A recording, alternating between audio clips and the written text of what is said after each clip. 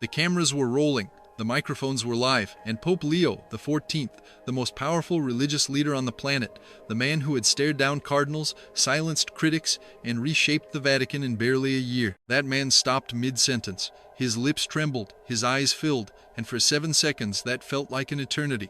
The only sound in all of Rome was silence. Nobody expected it. Not the journalists, not the bishops, not the millions watching around the world. Because Pope Leo does not cry. He argues, he reforms, he confronts, but he does not break until he did. And what broke him was something the world had been ignoring for years. Something hiding in plain sight, something so painful that when the Pope finally said it out loud, even the most cynical reporters in the press pool looked away.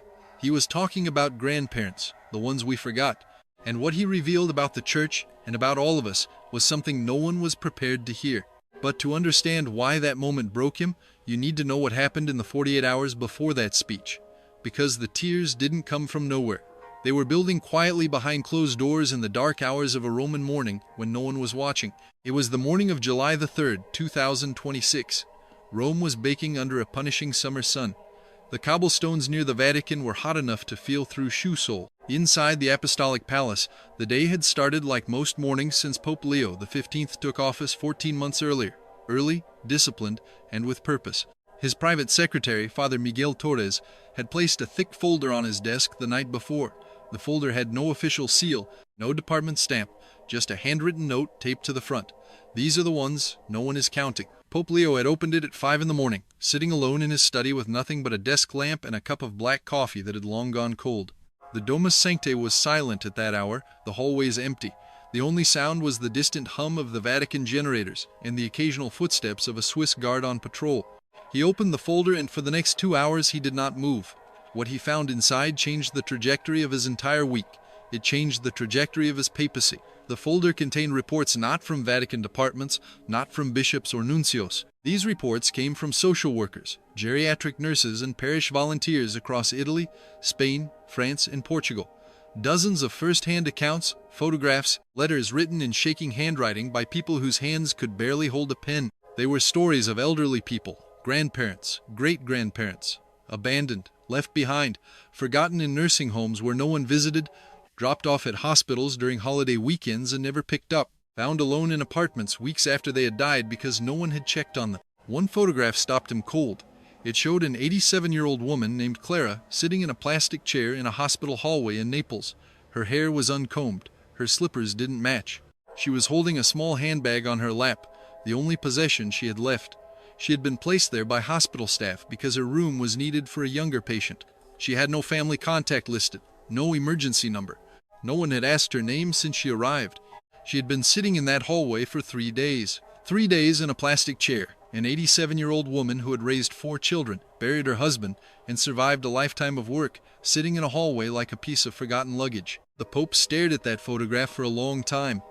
Then he turned the page.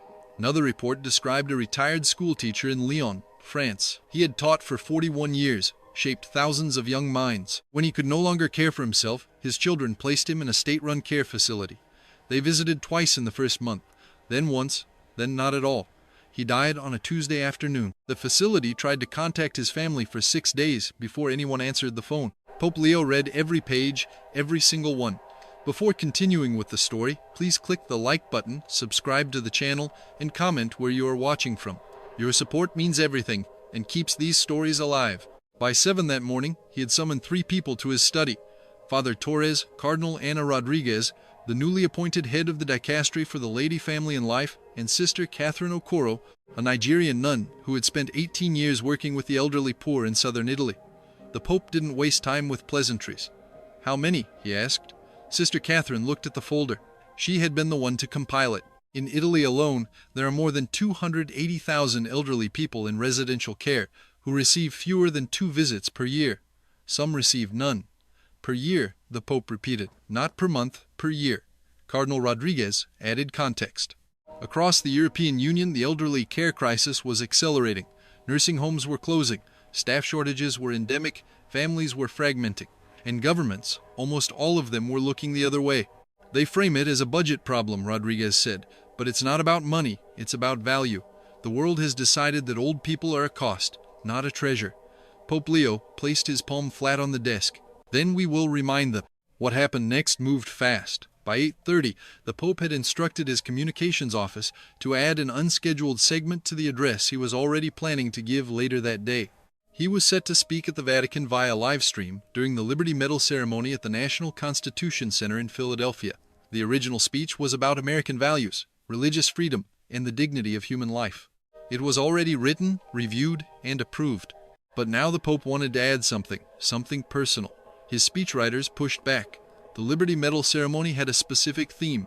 The American audience was expecting certain topics. Adding a segment about elderly abandonment could feel disjointed. Off message, the timing was wrong. Pope Leo listened to every objection. Then he said 5 words that ended the debate. The timing is always wrong. By noon, the revised remarks were ready. But what very few people knew at that point was that the Pope had also made a private decision about his upcoming trip to Lampedusa scheduled for the following day. He had originally planned the visit to focus exclusively on migrants and refugees. Now he wanted to expand it. He wanted to connect 2 crises that the world treated as separate but that he saw as one: the abandonment of the vulnerable. Whether they crossed the sea on a raft or sat alone in a nursing home hallway, the route was the same.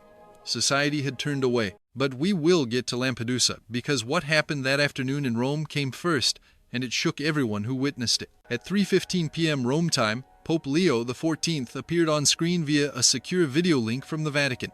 In Philadelphia, a crowd representing more than 30 religions had gathered inside the National Constitution Center. Pennsylvania Governor Josh Shapiro introduced the Pope, calling him a religious leader who has made an extraordinary impact on our world. The first half of the address went as planned. Pope Leo spoke about America's founding principles. He talked about unity, justice, and the courage of immigrants who had helped shape the nation. He quoted no one. He didn't need to. His words carried their own weight. Then he paused. The teleprompter kept scrolling, but the Pope wasn't looking at it anymore. "I want to speak now," he said, his voice slower, "about a silence that should disturb us all." In the control room, a technician looked at the producer. This wasn't in the script. In every country I have known, in Peru, in Italy, and the United States, I have seen the same wound, the Pope continued. We celebrate youth. We invest in productivity. We build monuments to progress. But we have forgotten the people who built us. He leaned forward slightly. His hands, which had been folded on the desk, separated. One gripped the edge of the table.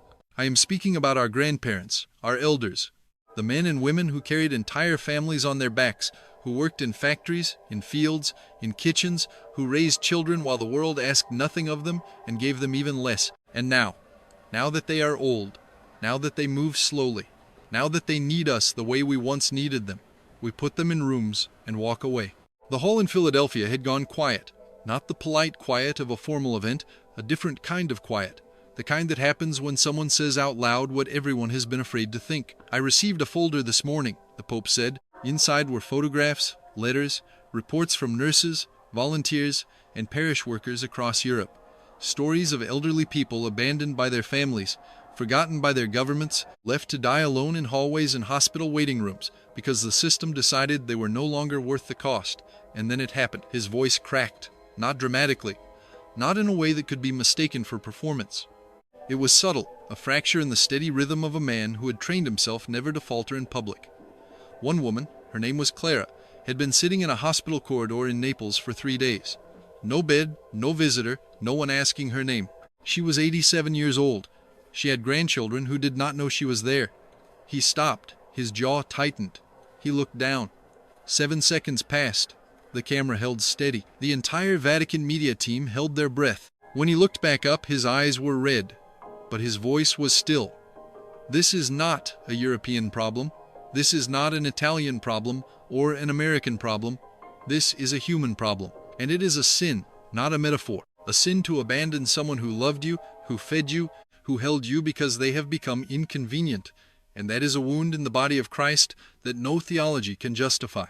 In Philadelphia, someone in the front row was crying openly. Governor Shapiro, standing just off stage, had his arms crossed tight against his chest, his expression frozen. But what happened next was the moment that traveled around the world. Pope Leo looked directly into the camera, not at the audience in Philadelphia, not at his aides, into the lens, into the eyes of whoever was watching. If you have a grandparent alive today, he said, call them, visit them, do not wait. Do not say tomorrow, because tomorrow you will be busy again, and the day after that, and the day after that, until one day you will learn that they died waiting for a call that never came, and that guilt will live inside you forever. I know this. I know this because I have seen it, and because the church too has failed them. That last sentence was a grenade. The church has failed them. A sitting pope on an international stage admitting institutional failure on the care of the elderly. Not in a private letter, not in a theological document that no one would read on live television in front of the world. Within 30 minutes, the clip was everywhere. Every major news network cut to it. CNN ran a banner. Pope breaks down over forgotten elderly. BBC World Service interrupted its regular programming. Al Jazeera aired the full unedited segment 3 times before midnight. Social media erupted. The hashtag #CallYourGrandparents trended in 14 countries within the first hour. In Japan, where elderly isolation is so severe it has its own word, kodokushi, or lonely death. The clip was shared over 2 million times in 6 hours. In Mexico, Catholic radio stations replayed the audio on a loop. In the Philippines, the largest Catholic nation in Asia, churches held impromptu prayer vigils that same evening. By nightfall, it was the most watched papal video since Pope Francis' appearance on the balcony of St. Peter's in 2013. But something else was happening too, something quieter, more personal, and far more powerful than any trending hashtag. Across the world, people were picking up their phones not to post, to call. Grandchildren calling grandmothers they hadn't spoken to in months. Sons calling fathers in care homes. Daughters driving across town to visit mothers they had been meaning to see for weeks, but never did. The Pope's words had reached through the screen and grabbed people by the conscience. But inside the Vatican, the reaction was more complicated. Several senior cardinals were furious, not because they disagreed with the message, most of them didn't, but because the Pope had gone off script again. He had used a secular American ceremony to launch what amounted to a new pastoral campaign without consulting the Curia, without running it through the Dicastery for Communication, without giving anyone time to prepare a coordinated response. Cardinal Matteo Ferri, a veteran of Vatican diplomacy, was overheard saying to a colleague in the hallway outside the Secretariat of State, "His not wrong, but his making it impossible for us to keep up." That was the tension at the heart of this papacy. Pope Leo moved fast, faster than the institution around him could absorb, and he did it deliberately, because he understood something that many of his critics did not. That in the modern world, the gap between a message and its impact is measured in hours, not months. If the church waited for committees and consultations, the moment would pass, the world would move on, and the grandparents would still be sitting in hallways. That night, the Pope ate dinner alone in his private quarters. Father Torres brought him a simple meal, soup, bread, and water. The Pope barely touched it. "You should rest," Torres said. "Tomorrow is Lampedusa." The Pope looked at him. "I will rest when they rest." Torres didn't ask who they were. He already knew. The next morning, July 4th, Pope Leo XIV boarded a flight to Lampedusa. It was a journey loaded with symbolism. Pope Francis had made Lampedusa his first trip outside Rome after being elected in 2013. Now, Leo was retracing those steps, not just to honor his predecessor, but to extend the mission. The tiny Mediterranean island sits between Tunisia and Malta. It is beautiful. It is also a graveyard. Thousands of migrants have drowned in the waters around it, trying to reach Europe. Their bodies wash up on the shores. Some are never found. For years, the island had been a symbol of Europe's failure to deal with its migration crisis. But Pope Leo was about to make it a symbol of something larger. When his plane landed at 8:54 a.m., the first thing he did was visit the local cemetery. There is a section there for migrants, Muslims, and Catholics, young and old, all of them lost at sea. The Pope stood in silence for a long time, longer than the schedule allowed. Then he walked to the gateway to Europe, a sculpture that symbolizes hope for those arriving by sea. He touched it. He didn't speak. He just stood there, his hand on the metal, looking out at the water. The wind was blowing from the south, carrying with it the faint smell of salt and diesel from the fishing boats in the harbor. Seagulls circled overhead. The press pool kept their distance. Even the most aggressive photographers knew better than to break this moment. One of the Pope's security detail later said it was the only time in 14 months of service that he had seen the pontiff truly alone, not physically alone. There were hundreds of people on the island, but spiritually alone, lost in something bigger than the event. But the moment that connected to the previous day, the moment that completed the arc, came later at Molo Favoluto, the pier where migrant boats are brought to shore. The Pope unveiled a plaque renaming the pier Molo Francisco in honor of Pope Francis. He met 15 migrants brought from a nearby Red Cross shelter, including unaccompanied minors. And then in a brief address that was not on the official program, he said something that pulled everything together. Yesterday I spoke about the grandparents the world forgot. Today I stand where children arrive with no parents, no family, no name. These are two faces of the same crisis. We abandon our elderly because we have forgotten what they gave us. And we turn away refugees because we refuse to see what they need. Both are acts of forgetting. Both are acts of violence. A local priest who was standing nearby later told reporters that he had never heard a pope use the word violence to describe social neglect. It was a deliberate choice. Pope Leo was not speaking in euphemisms. He was naming the sin directly. By early afternoon, the Pope celebrated Mass on the island. His homily drew from the parable of the Good Samaritan. He compared the road from Jerusalem to Jericho to the waters of the Mediterranean, a dangerous passage where the wounded are left to die while the powerful walk past. But he added something that was not in the gospel, something from his own life. My father's parents came to America on a boat. He said they were immigrants. They were Italian. They had nothing. If someone on the other shore had decided they were not worth saving, I would not be standing here. He paused.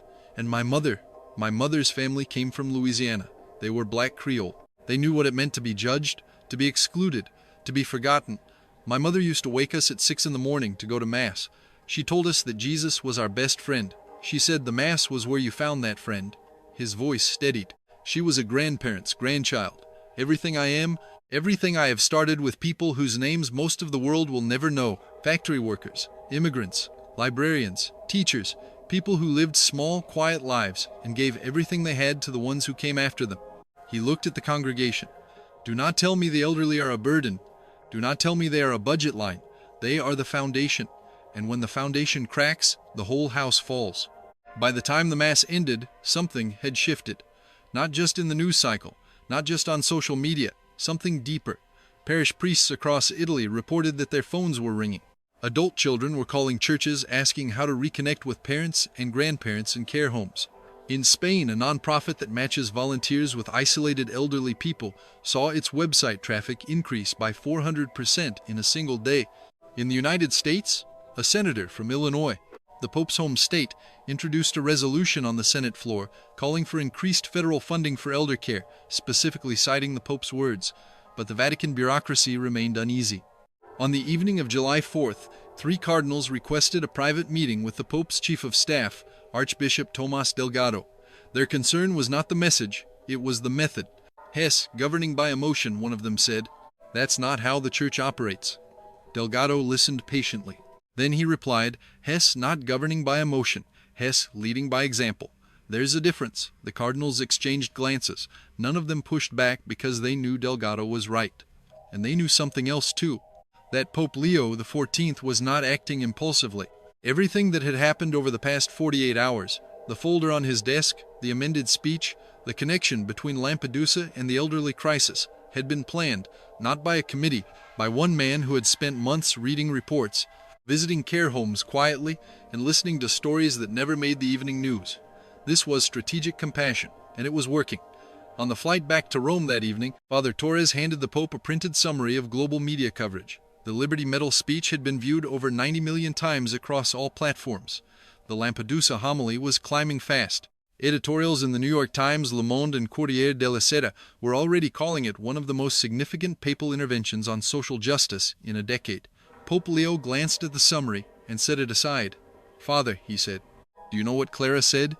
Torres looked confused. Clara? The woman in the photograph.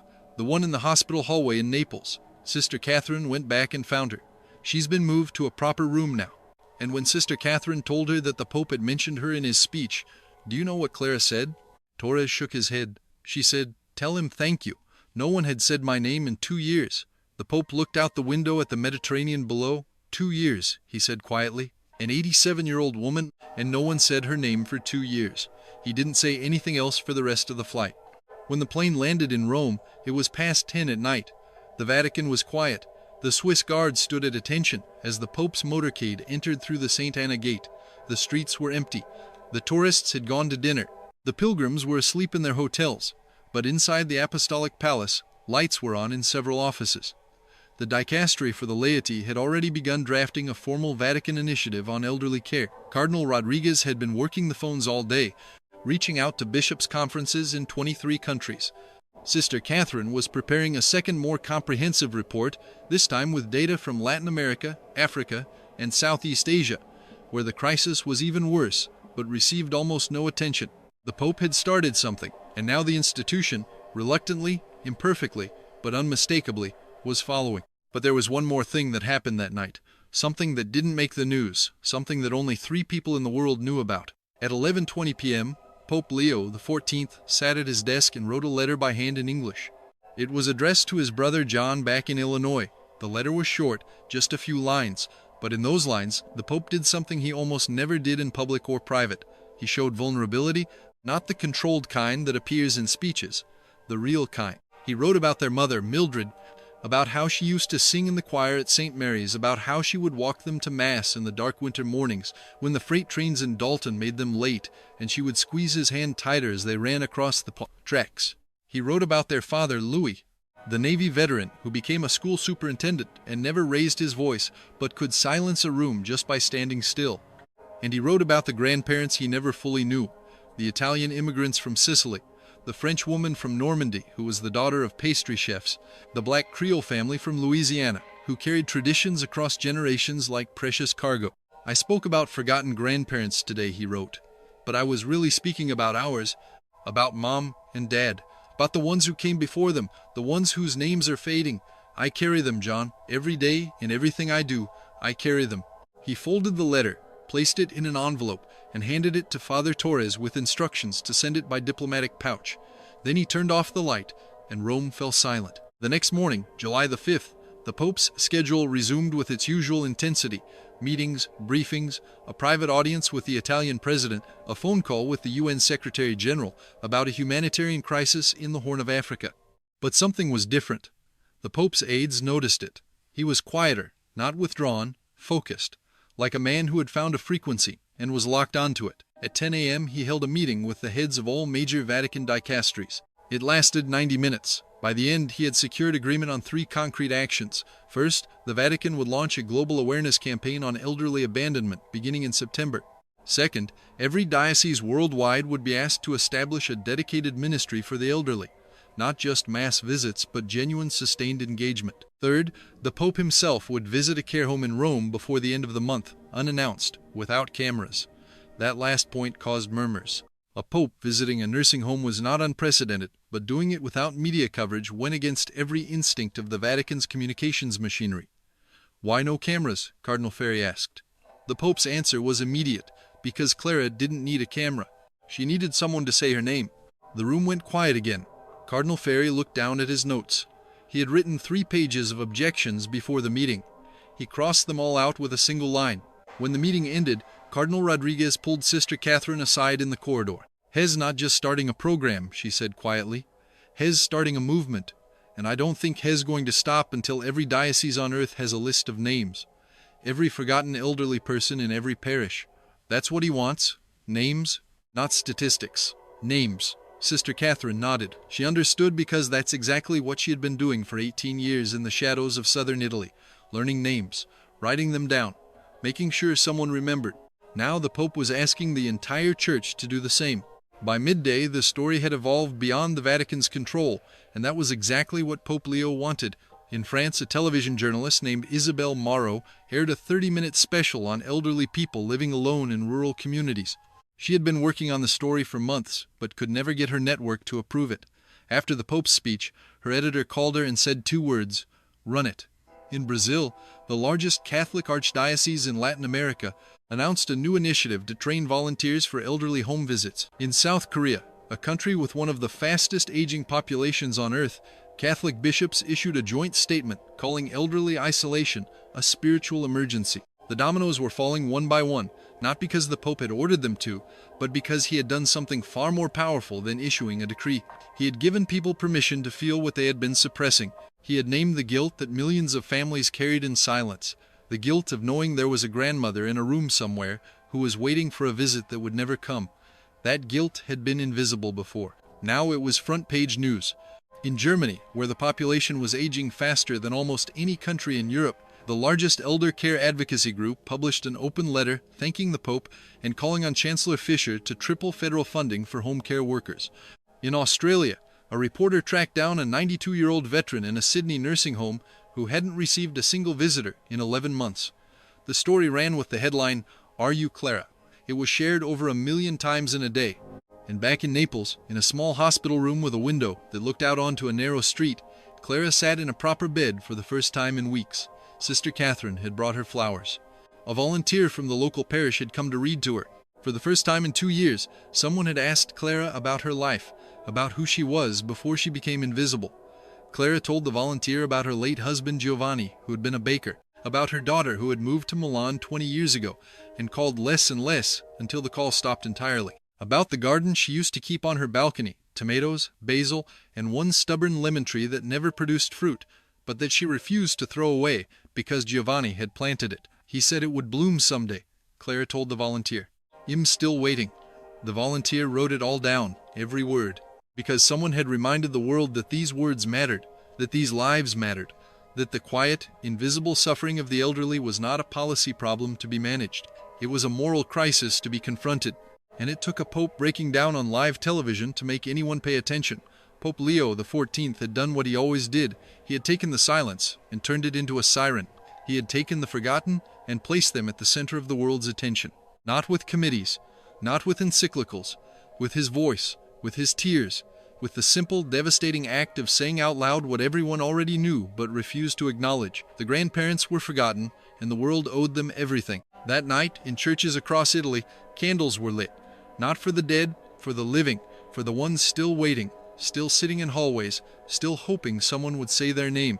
And in the Vatican, in a small room on the 3rd floor of the Domus Sanctae, Pope Leo XIV knelt beside his bed and prayed, not the formal prayers of a pontiff, the quiet prayers of a boy from Dalton, Illinois, who still remembered his mother's hand pulling him toward the church in the dark. He prayed for Clara, for the teacher in Lyon, for every grandmother and grandfather sitting alone in a room that no one would visit today.